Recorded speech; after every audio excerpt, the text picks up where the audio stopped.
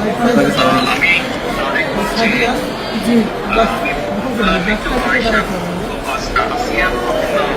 জি আসিয়ার মায়ের কেমন আছে এখন? ভালো না। মাগুরার নির্যাতিত সেই শিশুর মায়ের সঙ্গে ফোনে কথা বলেছেন বিএনপির ভারপ্রাপ্ত চেয়ারম্যান তারেক রহমান। এ সময় ওই শিশুর বর্তমান পরিস্থিতির খোঁজ খবর নেন এবং সব ধরনের সহযোগিতার আশ্বাস দেন তিনি। শনিবার সেই শিশুর মায়ের সঙ্গে কথা বলে শিশুটির শারীরিক অবস্থার খোঁজ খবর নেন। এ সময় শিশুটির মাকে ন্যায় বিচার পেতে সব ধরনের সহযোগিতার আশ্বাস দেন তিনি। ফোনালাপে তারেক রহমান বলেন, মাগুরায় বিএনপির যত নেতাকর্মীরা আছেন তারা সবাই শিশুটির পাশে থাকবে। ন্যায় বিচার পাওয়ার আশ্বাস দিয়ে তারেক রহমান বলেন, আমাদের পক্ষ থেকে সব ধরনের চেষ্টা করব। শিশুটির সঙ্গে যারা অন্যায় করেছে তারা যেন আইন অনুযায়ী শাস্তি পায়।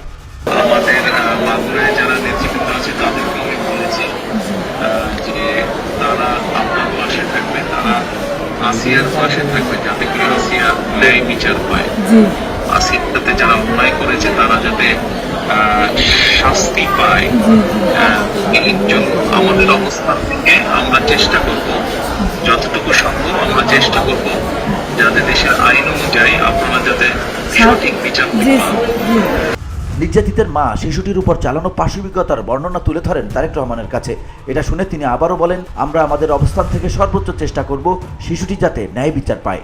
আপনার কাছে একটু আবদার যে আমার ছোট মনে আপনি যদি দেখতেন ওই বুকগুলো ফাটিয়ে ফেলে কি করেছে, তাহলে আপনার কান্দে আসতেন যে ওরা কি জঘন্য খারাপ করেছে আমার মনে শুনলে।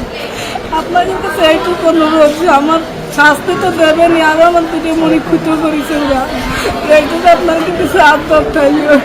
পরে দলের নেতারা সবসময় পাশে থাকবে বলে আবারও আশ্বস্ত করেন তারেক রহমান। সবশেষে তিনি শিশুটির দ্রুত সুস্থতা কামনা করেন।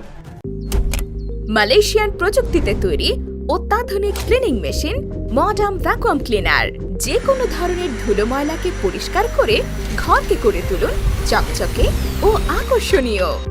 Modem, brand of luxury.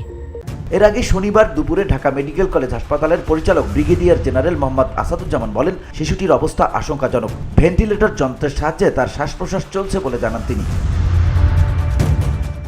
VOD Bangla news desk.